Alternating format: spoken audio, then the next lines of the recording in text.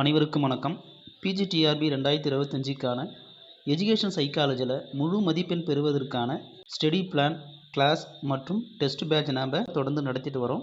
அந்த வகையில் இந்த video previous year question paper with detail answer நம்ம பார்க்கலாம். அதாவது நம்முடைய டெஸ்ட் பேட்சினுடைய சிறப்பு என்ன அப்படின்னாக்கா, பிஜிடிஆர்பியில் முந்தைய தேர்வில் கேட்கப்பட்ட அனைத்து வினாக்களுக்கும் நம்ம முழு விளக்கத்தை கொடுத்து டெஸ்ட் வைக்கிறோம். இதுபோல் ஒவ்வொரு கொஷினுக்கும், அதாவது கிட்டத்தட்ட எத்தனை கொஷின் அப்படின்னாக்கா 1000 கொஷினுக்கு உங்களுக்கு வித் டீட்டெயில் ஆன்சரோட கிடைக்கும். ப்ரீவியஸ் இயர் கொஷின் பேப்பர் 1000 கொஷினை நீங்கள் டீட்டெயிலாக படித்து அதனுடைய விளக்கத்தை படிச்சிங்க அப்படின்னாக்கா, இதுவே உங்களுக்கு அந்த எஜுகேஷன் சைக்காலஜியில் 30 மதிப்பெண்ணுக்கு 20க்கு மதிப்பெண் மேலே வாங்க இந்த previous year question paper with detail answer படிக்கும்பொழுது உங்களுக்கு கிடைக்கும். புரியுதுங்களா? நம்முடைய டெஸ்ட் பேட்ச் எப்படி இருக்கு அப்படின்னு பார்த்தீங்கன்னாக்கா, இதுதான் நம்முடைய டெஸ்ட் பேட்சினுடைய ஷெடியூல். சப்ஜெக்ட் பாருங்கள், மொத்தம் தமிழ் எலிஜிபிள் டெஸ்ட்டுக்கு, அடுத்தது education psychology, GK, previous year question paper with detail answer கொடுக்குறோம். எல்லாமே, அதாவது 2001 2022 லாஸ்ட்டாக நடந்த பிஜிடிஆர்பியோட கொஷின் பேப்பர் அனைத்தும் நாம் வித் டீட்டெயில் ஆன்சரை கொடுக்குறோம்.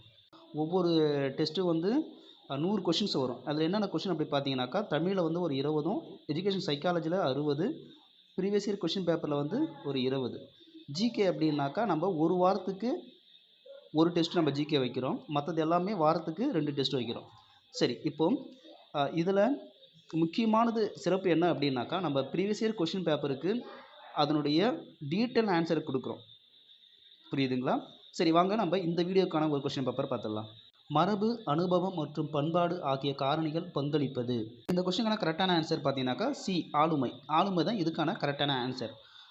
ஃபர்ஸ்ட் ஆப்ஷன் என்ன இருக்குது? கற்றல். அப்போது கற்றலுடைய காரணிகள் என்ன அப்படின்னாக்கா, உந்துதல், சூழல், கருத்து மற்றும் பயிற்சி. இது எல்லாமே கற்றலினுடைய காரணிகள்.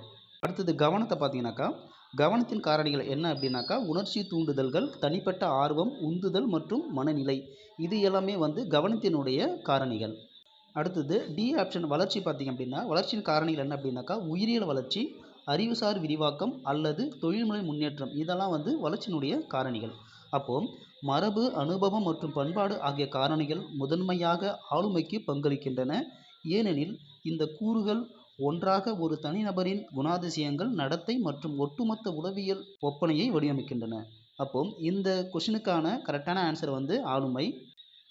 ஆளுமை பின்வரும் வடிவங்களில் உருவாகிறது. அனுபவம் ஒரு தனிநபரின் குணாதிசயங்கள், நடத்தைகள் மற்றும் எதிர்வினைகளை வடிவமைப்பதில் வாழ்க்கை அனுபவங்கள் கணிசமாக பங்களிக்கின்றன. அடுத்தது பண்பாடு, சமூக விதிமுறைகள், மதிப்புகள் மற்றும் மரபுகள் ஆளுமை வளர்ச்சியில் செல்வாக்கு செலுத்துகின்றன. அடுத்து மரபு பார்த்தோம் அப்படின்னாக்கா, இந்த மரபணு, முன்கணிப்புகள், மனோபாவம் போன்ற ஆளுமை பண்புகளில் முக்கிய பங்கு வகிக்கின்றன. அப்போது இந்த கொஷினுக்கான கரெக்டான ஆன்சர் அப்படின்னாக்கா சி, ஆளுமை. இந்த மாதிரி நீங்கள் இருக்கிற 1000 கொஷின், அதாவது 2001 2022 வரைக்கும் உள்ள அனைத்து கொஷினுக்கும் நீங்கள் டீட்டெயிலாக ஆன்சர் இது மாதிரி படிச்சிங்க அப்படின்னாக்கா, கண்டிப்பாக எஜுகேஷன் சைக்காலஜியில் ஒரு 20+ மார்க்கு வாங்குறதுக்கு மிகவும் இந்த மெத்தட் உங்களுக்கு பயனுள்ளதாக இருக்கும். மீண்டும் அடுத்த வீடியோ சந்திப்போம். நன்றி.